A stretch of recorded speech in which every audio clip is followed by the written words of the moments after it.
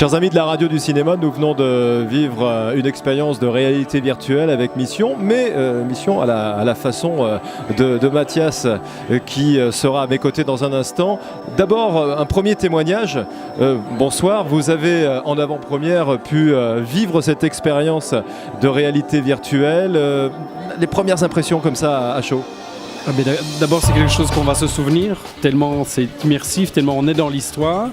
Il y a vraiment un build-up, c'est-à-dire qu'on est mis dans une situation et on évolue avec cette situation progressive qui ne vous attaque pas, qui vous accompagne à travers l'histoire. On s'identifie de plus en plus avec le personnage à travers l'expérience. Quand le personnage prend la décision, on la prend aussi avec lui. Parce que l'instinct de survie nous pousse à prendre une décision ultime. C'est le seul médium où on peut raconter une histoire de cette manière-là et s'identifier autant avec un personnage dans un espace de temps très court. C'est vrai que l'écueil, le risque, ça aurait été que le réalisateur, et heureusement ce n'est pas le cas, en fasse trop, nous en mette plein la vue, et là c'est réussi. Ah, complètement, parce que du coup on vit l'action, on n'est pas dans une super production avec des effets spéciaux, non. On est dans une situation crédible, réelle, dans laquelle on s'identifie, et toute cette escapade, on la vit avec le personnage, et donc c'est très crédible et c'est très prenant. On va en parler avec les protagonistes qui sont à nos côtés ce soir sur la terrasse OCS. Mathias le réalisateur, Joachim qui a produit. Alors déjà le travail tous les deux, il fallait une sacrée complicité pour réussir ce challenge. Ah, c'est au producteur qu'il faut demander ça. C'est bien, j'ai le droit aux questions pièges. Alors je vais faire la question. Oui, c'était très agréable, on a pris beaucoup de plaisir à travailler avec Mathias. Non, blague à part, en fait Mathias il est arrivé comme la merveilleuse surprise. C'est un peu, pour nous, c'est la cerise sur le sundae, si je puis m'exprimer ainsi. Ce qui est bien avec Mathias, c'est que c'est pas un réalisateur de verre, c'est un réalisateur. Juste il a pris un nouveau stylo pour pouvoir écrire une histoire. Et en fait on s'est bien entendu, en tout cas c'est mon point de vue, parce que l'idée c'était de faire un film de genre qui accroche un spectateur, qui est pas forcément à l'écoute ou qui n'est pas forcément dans l'envie d'avoir de la VR en premier. Il va avoir une belle histoire. La VR, c'est juste un autre stylo et une façon de la raconter. Mathias a été agréable de bosser avec lui parce qu'il avait ce même objectif-là. Et donc, il a pu, à l'intérieur d'un monde qui est le monde de Mission, donc une série que nous, on produit, qu'on connaît bien, mais pouvoir être très libre.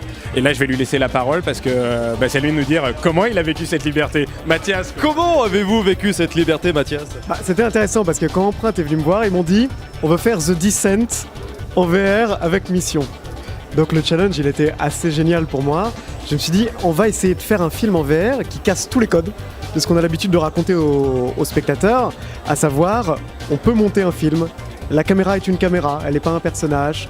C'est un film linéaire, c'est un film rendu live action, immersif, viscéral. C'est un film d'action, c'est pas uniquement un film d'immersion.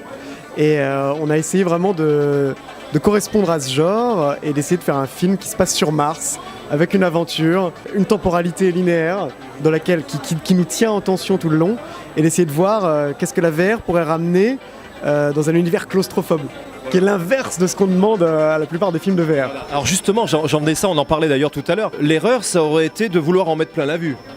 Absolument, et c'est un film, comme vous avez pu le voir, qui est un film vibratoire sur un siège d'e-box.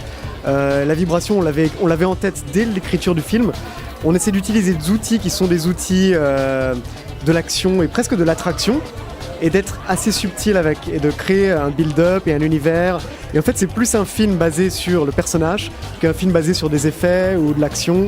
Et je pense que c'est ça qui fait que ça fonctionne. Et on se serait planté si on avait essayé de faire juste un film à effet, quoi. Question plus générale, la réalité virtuelle, c'est l'avenir de la télévision, du cinéma ? Ou c'est parallèle ? Je pense que c'est l'un des avenirs. Moi, ce que je trouve très rigolo, c'est que plutôt qu'un avenir, c'est comme un rétro gaming. J'ai l'impression de vivre ce que je n'ai jamais vécu, c'est le pré-cinéma et le tout début du cinéma. On a un réalisateur, on a fait de la motion capture chez lui un peu à la Méliès. En plus c'était en région parisienne, c'était pas à Montreuil mais presque. On est sur des pods et c'est un peu le début du cinéma avec le côté attraction, le côté on voit sa petite vision à soi, etc. Et je pense que c'est un nouveau stylo. Et comme c'est un nouveau stylo, c'est jubilatoire pour un producteur, pour un réalisateur j'espère aussi, parce qu'on pourra raconter une histoire autrement. Là on est proche d'un personnage, parfois on voit à travers ses yeux mais on n'est jamais lui, et je pense que, mais ça n'engage que moi évidemment, l'erreur c'est d'être toujours à la place du personnage. L'idée c'est on veut suivre une histoire, on veut vibrer à côté, et c'est ce qu'on a voulu faire pour rebondir sur le côté pas être dans le too much, c'est qu'on voulait surtout que les gens aient un très bon écho à la fin, une bonne expérience. On voulait pas que les gens soient malades, ou voient dans tous les sens, ou aient mal aux yeux. Et je pense que ça, c'est réussi et vraiment, c'est une très grande réussite. Voilà. C'est très très réussi. Merci, bravo messieurs, bravo infiniment et merci au CS de nous avoir accueillis sur sa terrasse pour cette belle expérience et ces belles rencontres.